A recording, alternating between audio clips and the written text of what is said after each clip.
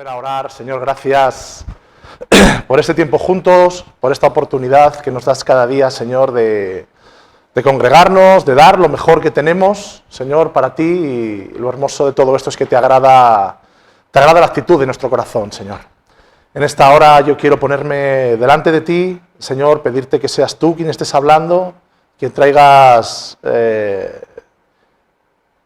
conformidad, Señor, a todos nosotros, de acuerdo a esta palabra, y sobre todo, Señor, que se abran los ojos de nuestro espíritu, Señor, para estar alerta de lo que está por venir, Señor. Te pido que nos hagas entender tu palabra. Sabemos que hay cosas que todavía no entendemos y habrá otras que solamente entenderemos cuando estemos contigo, Señor, porque aún los grandes teólogos que caminan entre nosotros, Señor, aún hay ciertas cosas que no se ponen de acuerdo.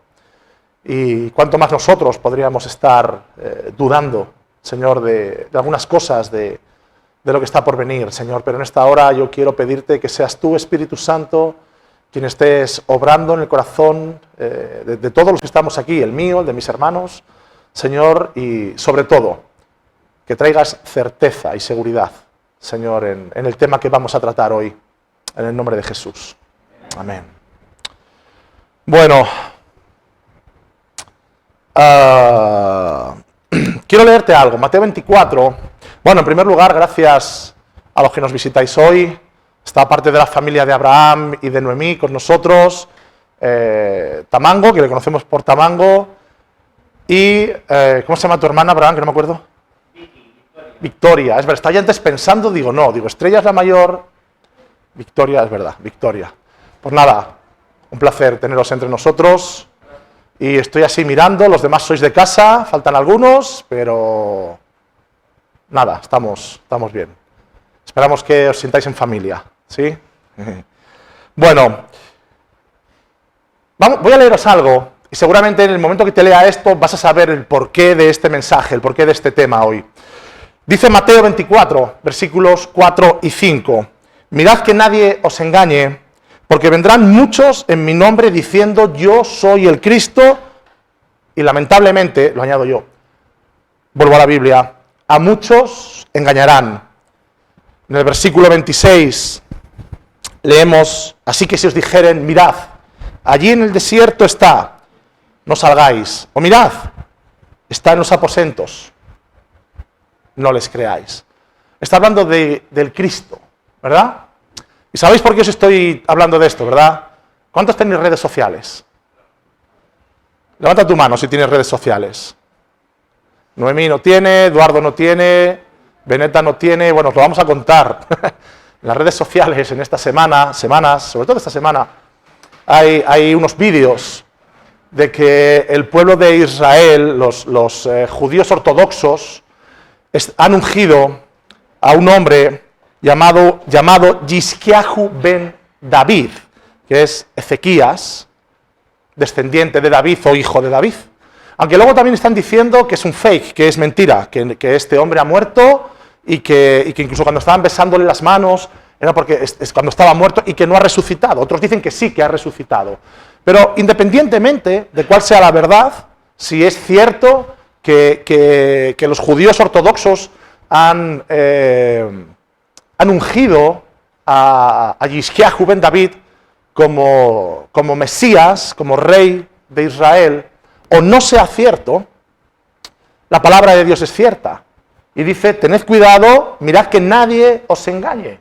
De esta noticia he ido buscando más y ha salido otra noticia de un hombre en Siberia, en Rusia, que se ha levantado como la reencarnación de Jesús. Entonces, la palabra nos enseña y nos dice, tened cuidado, porque muchos se levantarán diciendo, yo soy el Cristo, yo soy el Mesías, he aquí que soy yo el que había de venir, pero la Biblia nos dice, ojo, cuidado, no os dejéis engañar, porque en los últimos tiempos se levantarán muchos diciendo, yo soy, yo soy. Y es curioso, ¿verdad? Porque a veces también es cierto que pretendemos mirar hacia otro lado y no tratar de entender todas estas cosas, quizás porque se nos escapan, quizás porque no entendemos todo. Y antes yo oraba y decía que hasta los mayores teólogos cristianos que están entre nosotros no se ponen de acuerdo si el arrebatamiento de la iglesia será antes de la tribulación, en el medio de la tribulación o después de la tribulación. Entonces, si incluso los grandes estudiosos de la palabra tienen dudas y todos tienen sus puntos leyendo la palabra y es defendible todas las posturas, yo tengo la mía propia. Bueno, propia, no es que haya una cuarta, no es que sea la mía. Damaris, no, no estoy yo diciendo que la mía es la cuarta, no, yo tengo mi forma de pensar, de acuerdo a lo que leo en la palabra, pero a veces no queremos saber estos temas porque decimos, wow, qué complicado es el Apocalipsis, qué complicadas son las profecías de Daniel, qué complicado interpretar lo que dice la palabra en Tesalonicenses, qué complicado, y nos quedamos ahí. Entonces yo quiero dejar hoy establecido unos puntos sencillísimos, básicos, para que nadie nos engañe. Para que nadie nos engañe. Te voy a decir una cosa, en cuanto a lo que está por venir, en cuanto a lo escatológico, nos vamos a sorprender. Todos nos vamos a sorprender. Hasta el mayor entendido en la Biblia, que pareciera que supiera todas las cosas, se va a sorprender de lo que va a suceder. ¿Vale? Aunque tenemos tintes, tenemos líneas que la Biblia nos habla y nos enseña, pero nos vamos a sorprender, eso está clarísimo. Pero vamos a establecer bases que nos enseñen y nos ayuden a no dejarnos engañar. ¿Vale? ¿Te parece buena idea? Vale, a veces no miramos, volvemos otra vez a la línea esta, a veces no miramos y decimos, no me quiero meter ahí. Qué complicado es para mí entender eso de poner la mano en el arado, qué significará en su completa explicación, poner la mano en el arado, no mirar hacia atrás, y a veces pequeñas cosas nos tienen ahí, y las grandes cosas decimos, no quiero meterme. Pero hay algo, una cosa es que no queramos meternos, y otra cosa es que no vayan a suceder, ¿vale? Y dice, en Tesalonicenses 5, acerca de los tiempos y las ocasiones, de las cosas que están por venir, no tenéis necesidad, hermanos, de que yo os escriba, le dice el apóstol Pablo, porque vosotros sabéis perfectamente que el día del Señor vendrá como ladrón en la noche. O sea que el Señor va a volver. Los tesalonicenses reciben una carta del apóstol Pablo en la que les dice, no es necesario que yo os escriba sobre esto. El Señor va a volver. Sabéis cosas sobre el día que el Señor vuelva. Y mira, hay muchos cristianos o pseudo cristianos que les hablas de la segunda venida de Cristo, les hablas del arrebatamiento y después de la segunda venida de Cristo y te dicen que ¿qué? ¿Que qué? Eso me suena a rollo macabeo. Ayer hablaba con Abraham y con Claudia, que estábamos ahí abajo charlando un ratito, y decíamos esto, decíamos, hay veces que si le dices a alguien que se llama cristiano y le dices, mira, el Señor va a volver, te dice, ¿qué? Me suena a secta, me suena a lo típico que sucedió en un rancho de Nevada, por decir algo. Pues si digo un rancho de Grijota, vas a decir, eso está ahí al lado, eso no tiene peso, ¿no? En un rancho de Nevada allí en los Estados Unidos, que un loco de repente empezó a hablar que si iban a volver, que si no volvían, que si tenías que poner todo tu dinero para el grupo religioso y que si después iban a venir una nave nodriza con Jesús y las luces y tal, y terminaron todos muertos, se prendieron fuego y encontraron 300 cuerpos y eran 301, había escapado el sinvergüenza. Suena eso a veces, la gente dice, ¿pero qué me estás diciendo que Jesús va a volver otra vez? ¿Pero qué me estás contando? Y a veces nos suena a cuento. No a nosotros, los que conocemos la palabra, sino a los que no conocen la palabra o a los que son o se dicen cristianos de cuna. Gente que ha nacido en un país cristiano y no ha indagado en la palabra. Pero dice Pablo, no tengo por qué escribiros sobre esto, vosotros sabéis que el Señor va a volver. Entonces no hay ninguna duda, no hay ninguna duda, el Señor va a volver. Y hay dos escenarios sobre esto, aunque no voy a meterme porque quiero hablar de otro asunto, pero hay dos escenarios, uno en el que vendrá a recoger a su iglesia, lo que se llama el rapto, y después la segunda venida de Cristo, cuando vendrá a destruir al anticristo, vendrá a destruir a la bestia y reinará por 1000 años. Pero ese es otro tema, ¿vale? Entonces, no podemos dudar. En Juan, primera de Juan, capítulo 2, versículo 18, dice, hijitos, Ya es el último tiempo. Fíjate que claro lo tenía Juan. Ya es el último tiempo. Y según vosotros oísteis que el anticristo viene. Y así ahora han surgido muchos anticristos. Por esto conocemos que es el último tiempo. A nosotros nos sorprende cuando de repente aparece alguien que dice yo soy el Mesías, yo soy. Nos sorprende, pero parece ser que en los últimos tiempos, perdón, en los primeros tiempos de la iglesia primitiva ya había gente que venía diciendo yo soy. ¿Tenían tan claro que el Señor iba a venir? ¿Tenían tan claro que era pronto? Que muchos se levantaban diciendo yo soy. También es cierto que hay varios temas. La Biblia nos habla de un anticristo, el anticristo. Cuando alguien te dice en la calle había un coche, es que había un coche, cualquier coche. Pero si alguien te dice en la calle estaba el coche, es el coche que todos sabemos. Es el coche del que todos estamos hablando. Es el coche que todos tenemos en la mente. No es un, es él. Entonces la Biblia a veces habla de anticristos, gente que se levantaba en contra de Cristo, gente que se levantaba diciendo yo soy, pero luego también nos habla de el anticristo. ¿Vale? Y cuando en este versículo Juan está hablando del último tiempo, no se refería a que en aquel momento eran los últimos años, aunque ellos lo tenían clarísimo, que estaba cerca la venida del Señor, estaba muy cerca, ¿vale?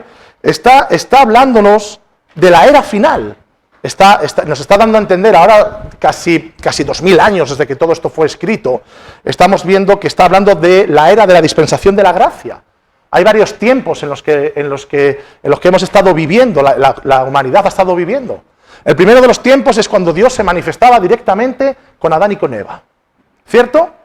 Dios estaba presente y hablaba a Adán y Eva como su creador, como su padre, alguien cercano, alguien al que veían.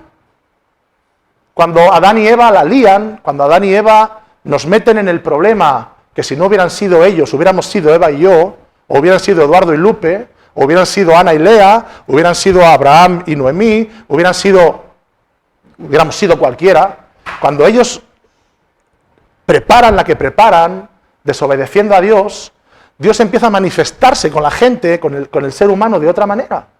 Y viene el tiempo, el segundo tiempo, por llamarlo así, ¿vale? El tiempo de Abraham, de Isaac, de Jacob, el tiempo en el que Dios habla con Moisés, el tiempo en el que Dios levanta a los caudillos, el tiempo de la ley, el tiempo de los profetas, es lo que se llama la dispensación de la ley. Que Dios se manifiesta, Dios habla, Dios trata con el ser humano y le da la oportunidad de conocerle a través de la ley. Y después llega Jesús.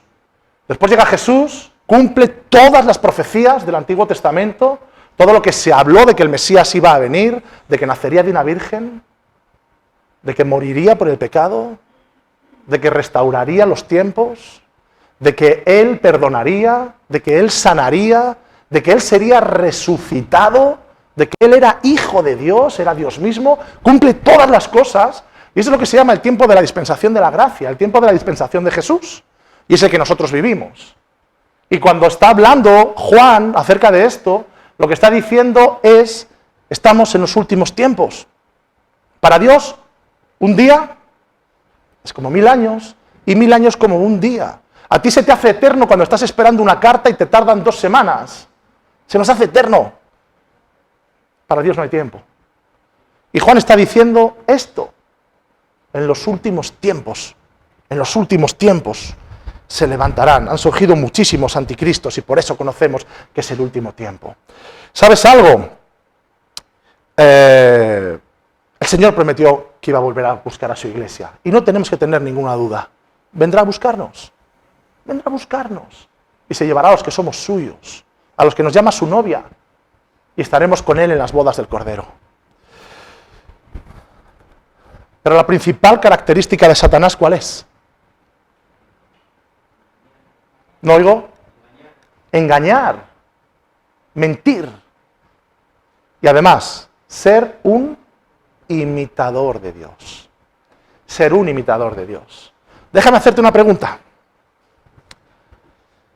Si a ti de repente se te aparece Satanás, como nos le pintan en los cuentos de Walt Disney, el típico angelito con alas blanco y con una coronita, o el típico angelito con alas rojas, con cuernos, con un rabo y con un tridente, ¿vale? Si a ti se te apareciera Satanás así, o como los bichos de la película de Hellraiser o cosas así, ¿qué harías?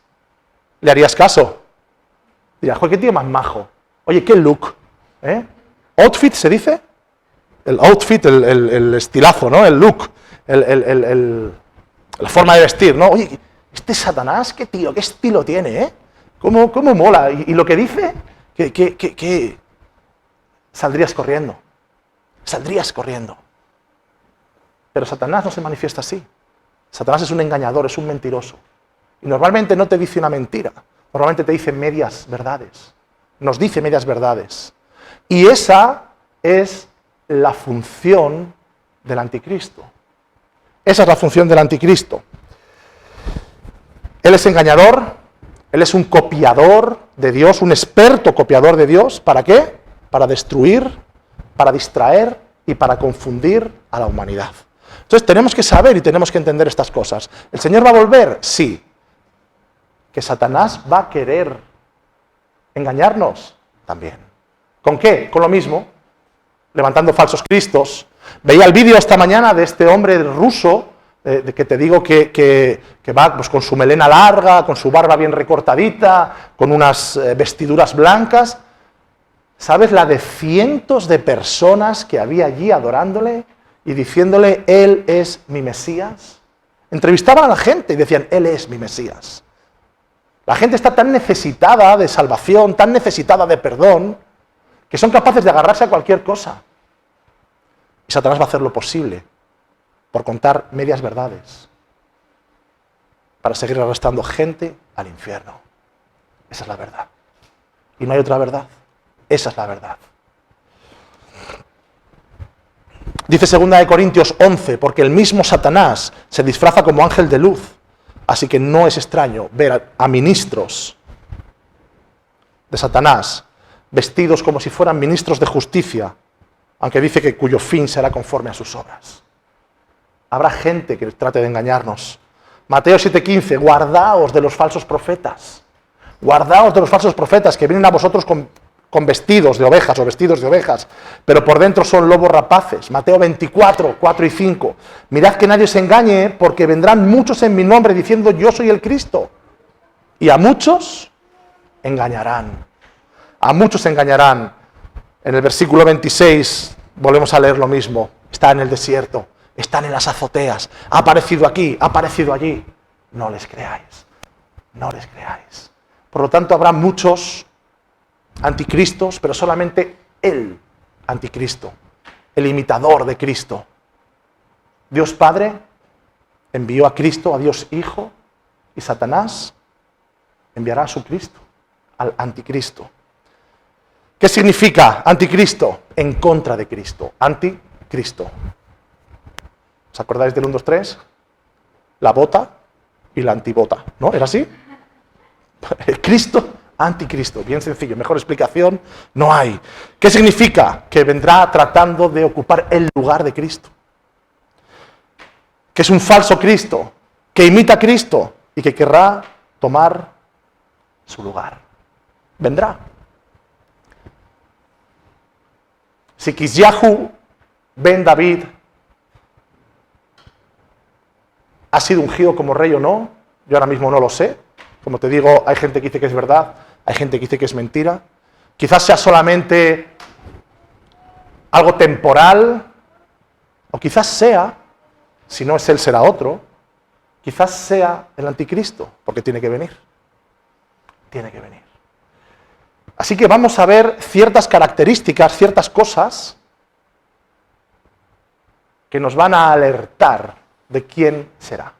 ¿Vale? En primer lugar, nos dice la palabra que se opondrá a todo lo que represente a Dios. Se opondrá a todo lo que represente a Dios. Dice en 2 de Tesalonicenses 2:4. Hay muchísimos versículos. Si quieres, si alguien lo quiere, después te lo puedo mandar y puedes leerlo en casa tranquilamente, estudiarlo. Hablando del anticristo que ha de venir, dice, él se opone y se levanta contra todo lo que se llama Dios o es objeto de culto. Tanto así que se sentará en el templo de Dios como si fuera Dios y haciéndose pasar por Dios. Así que, una de las cosas que tenemos que entender, que tenemos que saber, es que el templo del cual Eduardo nos estaba diciendo antes que estaba destruido, volverá a ser de nuevo levantado en Jerusalén. Y Él se sentará. Él vendrá como un hombre de paz, como un hombre que tratará de arreglar todas las cosas y establecerá paz. Ahora vamos a ver más detalles. Y llegará un momento en el que se siente en el mismo trono de Dios. Engañará a la humanidad. Pero cuando se siente en el trono de Dios, lo que sucederá es que muchos que han escuchado la palabra, muchos judíos que conocen el Antiguo Testamento, dirán, este es el engañador que tenía que venir. Este es el engañador que tenía que venir. Porque ¿quién se sentará en el trono de Dios? ¿Quién? ¿O Dios o el que quiere ser imitador de Dios? Él dirigirá una rebelión en contra de Dios y en contra, hemos dicho, de todo lo que huela, lo que represente, lo que muestre a Dios. Fíjate lo que ya dice el Salmo 2, versículos 2 y 3. Se levantarán los reyes de la tierra y príncipes conspirarán contra el Señor y contra su ungido, diciendo, rompamos sus ligaduras y echemos de nosotros sus cuerdas. Es interesante. Estamos en el Salmo 2, ya estaba hablando de lo que iba a suceder. Se levantarán 10 reinos, se unirán 10 reinos y se levantarán en contra de lo que huela a Dios. Se levantarán 10 reinos y le darán al anticristo el poder para gobernar, porque él les engañará diciendo traigo paz, traigo estabilidad. ¿Has oído hablar del nuevo orden mundial? Apunta a todo esto, apunta a todo esto. Y no solamente eso, en el versículo 37 dice, ni respetará Dios alguno. Este anticristo no respetará a Dios alguno. Dice, se olvidará del Dios de sus padres. Se olvidará del Dios de sus padres. Lo único que pretende es romper toda unión del hombre con Dios, para ponerse él en el medio. Odia todo lo que represente a Dios. Tratará de romper todos los valores que representen el Evangelio. O tratará de transmitir valores contrarios al Evangelio. Querrá mover a Dios del lugar que ocupa. Lamentablemente en esos últimos tiempos Dios no ocupa mucho lugar en muchos corazones. Pero tratará incluso de engañar a los santos, dice la palabra. Romperá las familias, ya lo estamos viendo, ¿no? Romperá las familias. La familia es la primera iglesia. Y ya estamos viendo políticas, ya estamos viendo actitudes de gente que lo que está haciendo es romper la familia. Qué hermoso. Si no tienes una familia, te vas a agarrar a cualquier cosa. Si en tu casa no te sientes estable, no te sientes firme, vas a buscar otra familia. Y eso lo vemos mucho nosotros en los clubs de motos. Muchos clubs de motos están formados por gente que está completamente rota. Recuerdo cuando Eva y yo empezamos en 2007 a movernos con todo esto. Empezamos a ver gente que tenía actitudes un poco extremas y nos empezaban a contar su vida. Nos empezaban a contar su vida y recuerdo un chico, que no voy a decir su nombre, su madre no tenía padre, no sabía quién era su padre, su madre era bruja, adivinadora, su hermana era prostituta, el muchacho termina en las drogas y termina en un club de motos que casi le hizo hasta un favor porque sintió familia. Y no estoy hablando mal en contra de los clubs de motos. Lo que estoy haciendo es decir que cuando tú no tienes una familia estable, lo primero que vas a hacer va a ser salir corriendo de tu casa. Las mujeres para echarse en brazos de cualquier hombre que les dé un poquito de cariño. Y los hombres, los chicos, van a salir corriendo buscando una autoridad que les diga lo que tienen que hacer.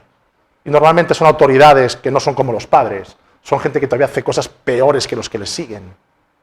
Así que, no solamente eso, sino que además conseguirá hacernos creer a la humanidad de que lo bueno es malo y de que lo malo es bueno. Tengo ya aquí apuntado que hará que no haya blanco y negro, sino lo que hará es que haya muchos tonos de grises en cuanto a la moralidad. ¿Quién me dice a mí que estar casado con una sola mujer es bueno o que tener muchas mujeres es malo? Si depende de lo que tú creas, si depende de lo que a ti te apetezca, si depende de tu propia moralidad, ¿quién te va a decir lo que es moral? ¿Quién te va a decir lo que es bueno? ¿Quién? Si lo que él pretende, si lo que el anticristo pretende es quitar a Dios, al Dios que creó los cielos y la tierra, para ponerse él, única y exclusivamente. ¿Recuerdas qué es lo que le sucedió a Satanás? Que fue echado de los cielos, única y exclusivamente, porque quiso ser igual a Dios. Así que lo que va a mostrar aquí en la tierra es exactamente lo mismo. Es exactamente lo mismo. Enfriará el amor, quitará el temor a Dios, quitará el respeto por lo sagrado, destruirá el propio respeto hacia el cuerpo del ser humano, animando a que lo profanemos. La Biblia nos dice que el que se une al Señor, un espíritu es con él. Huid de la fornicación. Cualquier otro pecado en el que el cuerpo, cualquier otro pecado que el hombre cometa está fuera del cuerpo, mas el que fornica contra su propio cuerpo peca. ¿O ignoráis que vuestro cuerpo es templo del Espíritu Santo? No pasa nada. Tranquilos. Profana tu cuerpo una y otra vez. Con cuantas más personas, mejor. Con personas de tu mismo sexo, mejor. Eso es lo que tratarán de enseñarnos. Eso es lo que ya están tratando de enseñarnos. Y eso es lo que Satanás está queriendo poner una y otra vez. Porque quiere destruir aquello que huele a Dios. Aquello que representa a Dios. Segunda característica. No va a ser un don nadie. Hará señales poderosas, respaldado por Satanás. Entonces se manifestará aquel inicuo, a quien el Señor matará con el espíritu de su boca y destruirá con el resplandor de su venida. Y dice, este inicuo, cuyo advenimiento, cuya venida es por obra de Satanás, y vendrá con gran poder, señales y prodigios mentirosos. Hay dos asuntos que tenemos que volver a tocar aquí. El primero, es un imitador de Dios en todo. Es un imitador de Dios en todo. Dios Padre envía a Jesucristo. Satanás envía al inicuo. Acabamos de leer, ¿verdad? Cuya venida será por obra de Satanás. Primer asunto. Segundo asunto, qué casualidad de que la gente solamente espera ver señales. La gente solamente espera ver señales. Juan 6:2. Mucha gente le seguía a Jesús porque habían visto las señales milagrosas que hacía sanando enfermos. Y Jesús les dice un poquito más adelante, la obra de Dios es que creáis en aquel que Él ha enviado. ¿Y qué señal puedes darnos? Le preguntaron, para que al verla te creamos. ¿Cuáles son tus obras? Esto es lo que le decía a la gente. Y le seguían cuando alimentaba a 5.000, ¿sí? Cuando multiplicaba y partía los panes y los peces, la gente seguía a Jesús. Cuando sanaba a los enfermos, la gente seguía a Jesús. ¿Pero cómo murió Jesús? Prácticamente solo. Prácticamente solo. La gente seguía a Jesús porque hacía milagros. Somos así. Somos así. Si tengo una iglesia al lado de mi casa, donde se predica la sana doctrina, donde se predica la verdad, donde se predica la palabra de Dios, pero hay una iglesia al otro lado de la ciudad, donde hay milagros, casi no me importa tanto qué palabra estén predicando. Casi más lo que me importa son los milagros que la verdadera palabra. El ser humano es así. Así que Satanás enviará al anticristo, le dará poder para hacer obras, para hacer señales, para hacer milagros, para que la gente sea confundida. Para que la gente sea confundida. Así que hemos visto dos características. La primera, se opondrá a todo lo que huela a Dios. La segunda, hará señales poderosas. La tercera, poseerá un espíritu engañoso. Nosotros nos preguntamos, venga hombre, ¿pero cómo puede ser? ¿Pero cómo puede ser con lo que sabemos que la gente se deje engañar? ¿Cómo puede ser que la gente se deje engañar por un tío ruso, medio feo, que dice que es el Cristo? ¿Cómo puede ser? ¿Cómo puede ser? Pues en los últimos tiempos será peor, porque dice lo siguiente. Continuamos los versículos que estábamos leyendo en 2 de Tesalonicenses. Inicuo, cuyo advenimiento es por obra de Satanás, con gran poder y señales, prodigios mentirosos, y con todo engaño de iniquidad para los que se pierden, por cuanto no recibieron el amor de la verdad para ser salvos. Déjame repetírtelo. Este inicuo, cuyo advenimiento es por obra de Satanás, vendrá con gran poder y señales, y con prodigios mentirosos, y con todo engaño de iniquidad para los que se pierden, para los que no han recibido el conocimiento de la Biblia. La verdad será recibida y nos hará libres. La verdad es Cristo. La verdad está en la palabra de Cristo. Y dice, porque estos no recibieron el amor de la verdad.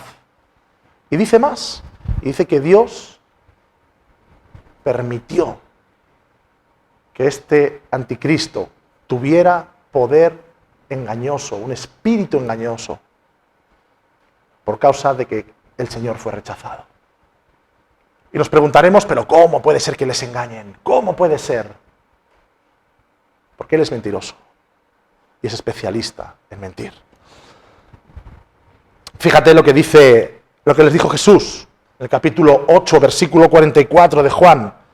Vosotros sois de vuestro padre el diablo, y los deseos de vuestro padre queréis hacer. Él ha sido homicida, asesino, desde el principio, y no ha permanecido en la verdad, porque no hay verdad en él. Cuando habla mentira, de lo suyo habla, porque es mentiroso y es el padre de la mentira.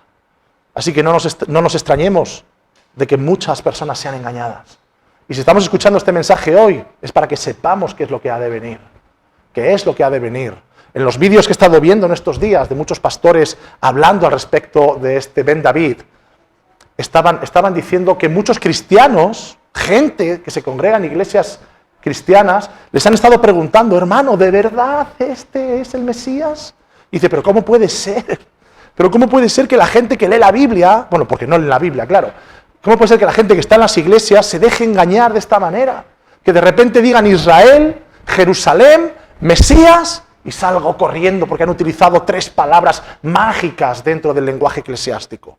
Jerusalén, Mesías. Ya está. Ya está. Es tremendo. Así que si estamos escuchando mensajes como estos, es precisamente para que estemos alertos y estemos atentos de lo que está por venir. De lo que está por venir. Y que sea importante que escuchemos mensajes como estos para que empecemos a pensar que es importantísimo que la palabra de Dios esté clavada en nuestro corazón. Clavada en nuestro corazón para no engañarnos, para no hacernos dudar en ningún momento. La Biblia tiene muchos nombres para describir a Satanás. Te voy a leer, los tengo aquí apuntados. Y su verdadera naturaleza. Juan 12, el príncipe de este mundo. 2 de Corintios, el Dios de este siglo. 1 de Tesalonicenses 3, el tentador. Apocalipsis 12:9, el engañador. Belcebú, señor de las moscas. Las moscas están alrededor de algo, ¿no? Normalmente, pues él es el señor de las moscas. Le llama el gobernante de los demonios, Belial, el malvado. El acusador de los hermanos. Siempre está haciendo buenas cosas. Siempre está haciendo buenas cosas. Así que esta tercera característica tendrá un espíritu engañoso. 1. Tratará de destruir todo lo que represente y huela a Dios. 2. Vendrá con poder, será poderoso. 3. Engañador, mentiroso. No puede ser de otra manera. La 4, gobernará la tierra. Gobernará la tierra. Habrá un caos completo y él ofrecerá paz, estabilidad a las naciones. Hemos dicho antes que Apocalipsis nos habla, ¿verdad?, de las 10 cabezas, los 10 reinos que se unirán y le darán el poder. Le darán poder eclesiástico, religioso, y le darán poder político. Y tendrá poder económico, no puede ser de otra manera. La política, normalmente la política, la religión y la economía están siempre unidas. Cuando hablamos de la religión, no habla de la religión que habla la Biblia, no habla de ser honestos, no habla de ser verdad. Estamos hablando de la religión política, del deseo de control del ser humano. Lo que sí que es cierto es que ofrecerá esta paz mundial y muchos irán detrás de él y muchos le creerán. Pero será una paz temporal y una paz mentirosa. ¿Ves cuando nosotros ponemos el ejemplo de que hemos puesto un parche a una situación? Ponemos un parche a algo, ¿no? Es como se me ha roto una tubería, hemos puesto un parche, pero va a volver a reventar. Así es la paz que le ofrecerá, es una paz temporal, porque volverá el Señor. Dice en Apocalipsis, para darle luz a esto, y los 10 cuernos que has visto son 10 reyes, que aún no han recibido reino, pero por ahora recibirán autoridad como reyes juntamente con la bestia. Estos tienen un mismo propósito y entregarán su poder y su autoridad a la bestia.